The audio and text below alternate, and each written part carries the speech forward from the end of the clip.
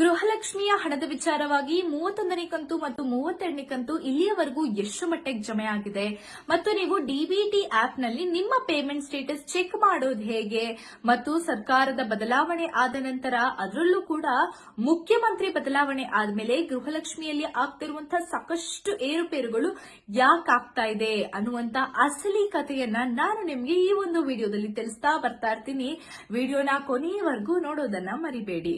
ಮೊದಲಿಗೆ ಗೃಹಲಕ್ಷ್ಮಿ ಯೋಜನೆ ಸುಮಾರು 30 ಕಂತವರೆಗೂ ಇಲ್ಲಿಯವರೆಗೂ ಜಮೆ ಆಗಿದೆ. 30 ಕಂತಂದ್ರೆ ಸುಮಾರು 55,000 ರೂಪಾಯಿಯಿಂದ 60,000 ರೂಪಾಯಿವರೆಗೂ ಎಲ್ಲಾ ಮಹಿಳೆಯರಿಗೂ ಜಮೆ ಆಗಿದೆ. ಇದು ನಮ್ಮೆಲ್ಲರಿಗೂ ಕೂಡ ಗೊತ್ತಿರುವ ವಿಚಾರ. ಆದ್ರೆ ಈಗ ಜಮೆ ಆಗಿಲ್ಲ ಅಂದ್ರೆ 31ನೇ ಕಂತಿನ ಜಮೆ ಆಗ್ಬೇಕು. ಆ ಜಮೆ ಯಾವಾಗ ಆಗುತ್ತೆ ಅನ್ನೋದನ್ನ ನಾನು ವಿಡಿಯೋ ಕೊನೆಯಲ್ಲಿ ತಿಳಿಸ್ತೀನಿ, ನೋಡ್ತಾ ಇರಿ. ಈಗ ಸದ್ಯಕ್ಕೆ 30 ಕಂತವರೆಗೂ ಹಣ ಜಮೆ ಆಗಿದೆ. ಆದ್ರೆ ಇವಾಗ ಇತ್ತೀಚಿನ ದಿನಗಳಲ್ಲಿ ಅದರಲ್ಲೂ ಕೂಡ ಸುಮಾರು 26ನೇ ಕಂತಿಂದ ತುಂಬಾ ಸಮಸ್ಯೆ ಆಗ್ತಾ ಇದೆ. ಯಾಕೆ ಇದನ್ನ ನಾನು ನಿಮ್ಗೆ ತಿಳಿಸೋದಾದ್ರೆ, ಮೊದಲಿಗೆ 2026 ಫೆಬ್ರವರಿನಲ್ಲಿ ಒಂದು ಹೊಸ ನಿಯಮನ ಸಿದ್ದರಾಮಯ್ಯ ಅವರು ಹೇಳ್ತಾರೆ. ಏನಾ ನಿಯಮ ಅಂತ ಅಂದ್ರೆ, ಜೀವಿತ ಪ್ರಮಾಣ ಪತ್ರವನ್ನ ಸಲ್ಲಿಸಬೇಕು. ಪ್ರತಿಯೊಂದು ಮಹಿಳೆ ಅಂದ್ರೆ ಯಾರ್ಯಾರು ಗೃಹಲಕ್ಷ್ಮಿಯ ಫಲಾನುಭವಿಗಳಾಗಿರ್ತಾರಲ್ಲ ಅವರೆಲ್ಲರೂ ಕೂಡ ಒಂದು ಜೀವಿತ ಪ್ರಮಾಣ ಪತ್ರವನ್ನ ಸಲ್ಲಿಸಬೇಕಾಗುತ್ತೆ. ಅವಾಗ ನಿಮಗೆ ಹಣ ಬರುತ್ತೆ ಅಂತ ಹೇಳಿದ್ರು ಅಲ್ವಾ. ಆದ್ರೆ ಆ ಜೀವಿತ ಪ್ರಮಾಣ ಪತ್ರವನ್ನ ಸಲ್ಲಿಸಬೇಕು ಅನ್ನುವಂತ ಸಂದರ್ಭದಲ್ಲಿ ಸರ್ಕಾರದ ಕಡೆಯಿಂದ ಅಂದ್ರೆ 2025 ಫೆಬ್ರವರಿ ಮಾರ್ಚ್ ತಿಂಗಳ ಹಣ ಬಾಕಿ ಇತ್ತು. ಆ ಒಂದು ಸಂದರ್ಭದಲ್ಲಿ ಬಾಕಿ ಕಂತು ಅಂತ ಯಾವ್ದನ್ನ ಕರಿತಾ ಇತ್ತು ಅಂತ ಅಂದ್ರೆ ಈ ಒಂದು ಕಂತುಗಳನ್ನ ಅಲ್ವಾ.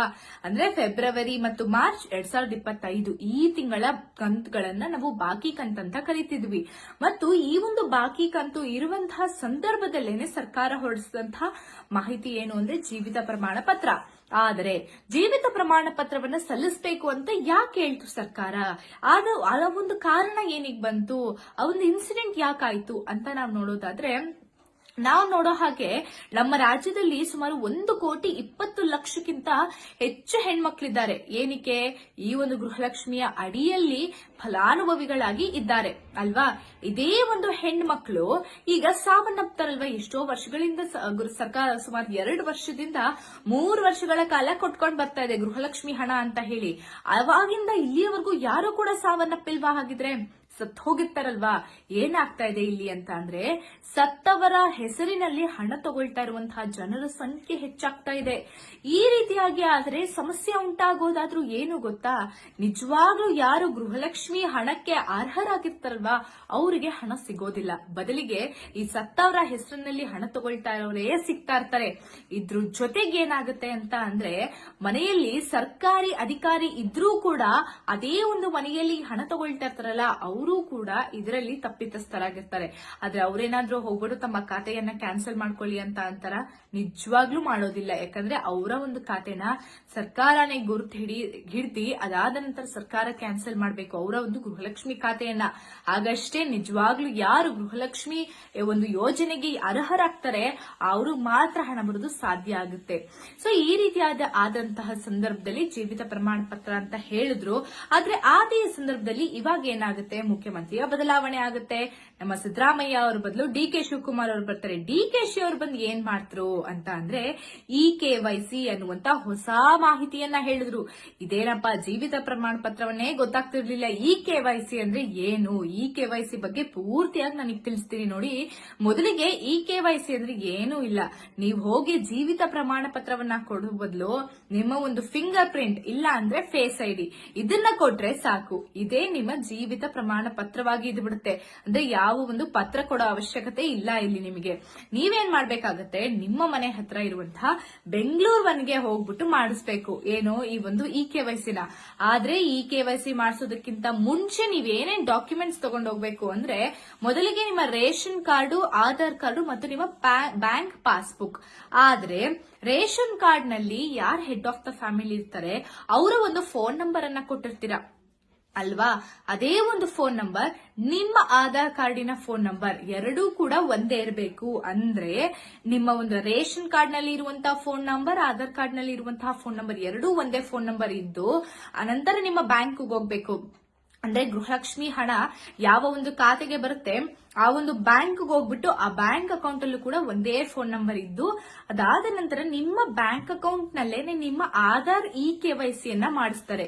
ಇದು ಎಲ್ಲಾ ಬ್ಯಾಂಕ್ ಅಕೌಂಟ್ ಅವರು ಮಾಡಬೇಕು. ನಿಮ್ಮ ಬ್ಯಾಂಕ್ ಗಳಿಗೂ ಹೋಗಿ ಆದಷ್ಟು ಬೇಗ ಫೋನ್ ನಂಬರ್ ಕರೆಕ್ಟ್ ಆಗಿದೆಯಾ ಅಂತ ಚೆಕ್ ಮಾಡಿಸಿದ ನಂತರ ನಿಮ್ಮ ಆಧಾರ್ ಕಾರ್ಡ್ ಅನ್ನು ಕೊಟ್ಟು KYC ಮಾಡಿಸ್ಕೊಳ್ಬೇಕಾಗುತ್ತೆ. ಅಂದ್ರೆ KYC ಅಂತ ಅಂದ್ರೆ ಏನು ಇಲ್ಲ, ನಿಮ್ಮ ಆಧಾರ್ ಕಾರ್ಡಿನ ಜೆರಾಕ್ಸ್ ಅನ್ನ ತಗೊಂಡು ಹೋಗ್ಬೇಕು. ಕಲರ್ ಜೆರಾಕ್ಸ್ ಅನ್ನ ತಗೊಂಡು ಹೋದ ನಂತರ ಬ್ಯಾಂಕ್ ಅವರೇನೆ ನಿಮಗೆ ಒಂದು KYC ಮಾಡಿಸ್ಕೊಡ್ತಾರೆ ಅಷ್ಟೇ. ಈ 3 ಡಾಕ್ಯುಮೆಂಟ್ಸ್ ನ ತಗೊಂಡು ಅದಾದ ನಂತರ ನಿಮ್ಮ ಮನೆ ಹತ್ರ ಇರುವಂತಹ ಬೆಂಗಳೂರು ವನ್ಗೆ ಹೋಗ್ಬೇಕಾಗುತ್ತೆ. ಬೆಂಗಳೂರು ವನ್ಗೆ ಹೋಗಿ ಏನಾದ್ರೂ ಮಾಡ್ಬೇಕಾ ಅಂತಂದ್ರೆ ಏನೂ ಇಲ್ಲ, ಅಲ್ಲಿ ಅವರೇನೆ ಅಂದ್ರೆ ಅಧಿಕಾರಿಗಳು ಇರ್ತಾರಲ್ವಾ, ಅವರೇನೆ ಬಂದ್ಬಿಟ್ಟು KYC ಅಂದ್ರೆ ಒಂದು ನಿಮ್ಮ ಫಿಂಗರ್ ಪ್ರಿಂಟ್ ಅನ್ನ ತಗೊಳ್ತಾರೆ, ಇಲ್ಲ ಅಂದ್ರೆ ನಿಮ್ಮ ಫೇಸ್ ರೆಕಗ್ನಿಷನ್ ಗೋಸ್ಕರ ಒಂದು ಫೇಸ್ ಐಡಿಯನ್ನ ಸ್ಕ್ಯಾನ್ ಮಾಡ್ತಾರೆ, ಅಂದ್ರೆ ನಿಮ್ಮ ಮುಖಾನ ಸ್ಕ್ಯಾನ್ ಮಾಡ್ತಾರೆ, ಇಲ್ಲ ಅಂದ್ರೆ ಫಿಂಗರ್ ಪ್ರಿಂಟ್ ತಗೊಳ್ತಾರೆ. ಇದೆರಡನ್ನ ತಗೊಂಡ್ರೆ ನಿಮ್ಮ ಒಂದು KYC ಅಥೆಂಟಿಫಿಕೇಶನ್ ಏನಂತಾರೆ ಅದು ಮುಗಿಯುತ್ತೆ. ಆ ಒಂದು ಸಂದರ್ಭದಲ್ಲಿ ನಿಮ್ಮ ಗೃಹಲಕ್ಷ್ಮಿ ಖಾತೆಗೆ ಯಾವುದೇ ಸಮಸ್ಯೆ ಇರೋದಿಲ್ಲ. ಇದ್ರ ಜೊತೆಗೆ ಇನ್ನೊಂದೇನು ಅಂತ ಅಂದ್ರೆ, ನೀವೇನಾದ್ರೂ ಇವಾಗ ನಿಮ್ಮ ಖಾತೆ ಸ್ಟೇಟಸ್ ಚೆಕ್ ಮಾಡಬೇಕು ಅಂದ್ರೆ ನಿಮ್ಗೆ ಎಷ್ಟು ಕಂತು ಬಂದಿದೆ, ಎಷ್ಟು ಕಂತು ಬಂದಿಲ್ಲ ಅಂದ್ರೆ, ಇವಾಗ ನಾನು ಹೇಳ್ತಾ ಇದ್ದೀನಲ್ವಾ, ಇನ್ನೊಂದು ವಾರದಲ್ಲಿ ಇಲ್ಲಾಂದ್ರೆ ಇನ್ನೊಂದು 4 ರಿಂದ 5 ದಿನಗಳಲ್ಲಿ ನಿಮ್ಗೆ 31ನೇ ಕಂತು ಮತ್ತು 32ನೇ ಕಂತು ಹಣ ಜಮೆ ಆಗುತ್ತೆ ಅಲ್ವಾ. ಈಗ 31ನೇ ಕಂತು ಇವತ್ತು ಬಂದ್ರೆ 2 ದಿನ ಬಿಟ್ಕೊಂಡು 32ನೇ ಕಂತು, ಇಲ್ಲ ಅಂದ್ರೆ ಒಬ್ಬೊಬ್ಬರಿಗೆ ಮಾತ್ರ 31, 32 ಒಟ್ಟಿಗೆ ಜಮೆ ಆಗುವಂತ ಸಾಧ್ಯತೆ ಇದೆ ಅಲ್ವಾ. ಸೊ ಇದನ್ನೆಲ್ಲ ಹೇಳ್ತಾ ಇದ್ದಾಗ ಎಲ್ಲಿವರೆಗೂ ಯಾವ ಕಂತವರೆಗೂ ಬಂದಿದೆ ಅಂತ ನೀವೇನಾದ್ರೂ ಮರ್ತಿದ್ರೆ ಈ ಕೂಡಲೇ DBT ಅಕೌಂಟ್ ಅಂದ್ರೆ DBT ಆಪ್, ಒಂದು ಆಪ್ ಅನ್ನ ಇನ್ಸ್ಟಾಲ್ ಮಾಡ್ಬಿಟ್ಟು, ಈಗ ನೀವು ರೇಷನ್ ಕಾರ್ಡ್ ಆಧಾರ್ ಕಾರ್ಡ್ ನಲ್ಲಿ ಯಾವ ಫೋನ್ ನಂಬರ್ ಕೊಟ್ಟು ರಿಜಿಸ್ಟರ್ ಮಾಡಿರ್ತೀರಾ ಅದೇ ಫೋನ್ ನಂಬರ್ ಕೊಟ್ಬಿಟ್ಟು OTP ಯನ್ನ ಹಾಕಿ ಲಾಗಿನ್ ಮಾಡ್ಬಿಟ್ಟು ನಿಮ್ಮ ಒಂದು ಪೇಮೆಂಟ್ ಸ್ಟೇಟಸ್ ಅನ್ನ ಆಪ್ ಅಂದ್ರೆ ಪೇಮೆಂಟ್ ಸ್ಟೇಟಸ್ ಅಂತ ಒಂದು ಆಪ್ಷನ್ ಇರುತ್ತೆ, ಆ ಒಂದು ಆಪ್ಷನ್ಗೆ ಹೋಗ್ಬಿಟ್ಟು ನೀವು ನಿಮ್ಮ ಗೃಹಲಕ್ಷ್ಮಿ ಖಾತೆ ಸ್ಟೇಟಸ್ ಅನ್ನ ಚೆಕ್ ಮಾಡಬಹುದಾಗುತ್ತೆ. ಯಾವ ತರ ಏನೇನ್ ಚೆಕ್ ಮಾಡಬಹುದು ಅಂತಂದ್ರೆ, ಇಲ್ಲಿಯವರೆಗೂ ನಿಮ್ಗೆ ಎಷ್ಟು ಕಂತಿನ ಹಣ ಬಿಡುಗಡೆ ಆಗಿದೆ, ಅಥವಾ ನೀವು ಪಡ್ಕೊಂಡಿರುವಂತಹ ಹಣ ಎಷ್ಟು, ಇನ್ನ ಎಷ್ಟು ಕಂತು ಬಾಕಿ ಇದೆ, ಮತ್ತು ನೀವೇನಾದ್ರೂ ಅಂದ್ರೆ ನಿಮ್ಗೆ ಸುಮಾರು 25-26 ಕಂತವರೆಗೂ ಬಂದಿದ್ಯಾ, ಇಲ್ಲ ಅಂದ್ರೆ ಇನ್ನ 4-5 ಕಂತು ಬಾಕಿ ಇದೆಯಾ, ಇಲ್ಲ 2-3 ಕಂತು ಬಾಕಿ ಇದೆಯಾ ಅಂತ ಈ ರೀತಿಯಾದಂತಹ ಎಲ್ಲಾ ಮಾಹಿತಿಯನ್ನು ನಿಮಗೆ ಈ ಒಂದು ಗೃಹಲಕ್ಷ್ಮಿ ಖಾತೆ ಸ್ಟೇಟಸ್ ಅಲ್ಲಿ ತೋರಿಸುತ್ತೆ.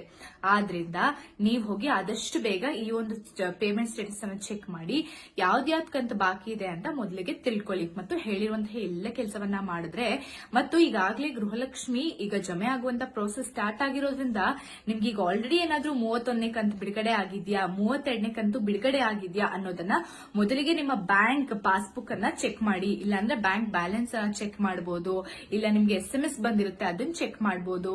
ಈ ರೀತಿಯಾಗಿ ಚೆಕ್ ಮಾಡ್ಬಿಟ್ಟು 31ನೇ ಕಂತಿಗೆ ಆಲ್ರೆಡಿ ಬಂದಿದೆ ಅಂತ ಅಂದ್ರೆ ಕಮೆಂಟ್ ಮಾಡಿ ತಿಳಿಸಿ. ಮತ್ತು ಇದ್ರ ರಿಲೇಟೆಡ್ ಅಂದ್ರೆ ನಿಮ್ಮ ಒಂದು ಗೃಹಲಕ್ಷ್ಮಿ ಖಾತೆಯನ್ನ ರಿಲೇಟೆಡ್ ಯಾವುದೇ ಗೊಂದಲ ಇದ್ರು, ಅಥವಾ KYC ಮಾಡಿಸೋದ್ರಲ್ಲಿ ಬೇರೆ ಯಾರಾದ್ರೂ ಏನೋ ಒಂದು ಹೇಳಿ ಅದರಿಂದ ನಿಮ್ಗೆ ಏನೋ ಸಮಸ್ಯೆ ಉಂಟಾಗ್ತಾ ಇದೆ ಅಂತಂದ್ರೆ ಎಲ್ಲಾ ಸಮಸ್ಯೆಗಳನ್ನು ಡೀಟೇಲ್ ಆಗಿ ಕಮೆಂಟ್ ಮಾಡಿ ತಿಳಿಸಿ. ನಾನು ಅದಕ್ಕೆ ಏನ್ ಮಾಡ್ಬೇಕು, ಅದಕ್ಕೆ ಉತ್ತರ ಏನು, ಅದಕ್ಕೆ ಪರಿಹಾರ ಏನು ಅನ್ನೋದನ್ನ ಮುಂದಿನ ವಿಡಿಯೋದಲ್ಲಿ ತಂದ್ಕೊಡ್ತೀನಿ. ಮತ್ತು ಈ ಕೂಡಲೇ ಹೋಗ್ಬಿಟ್ಟು 31ನೇ ಕಂತು ಜಮೆ ಆಗಿದ್ಯಾ ಅನ್ನೋದನ್ನ ಚೆಕ್ ಮಾಡೋದನ್ನ ಮಾತ್ರ ಮರಿಬೇಡಿ.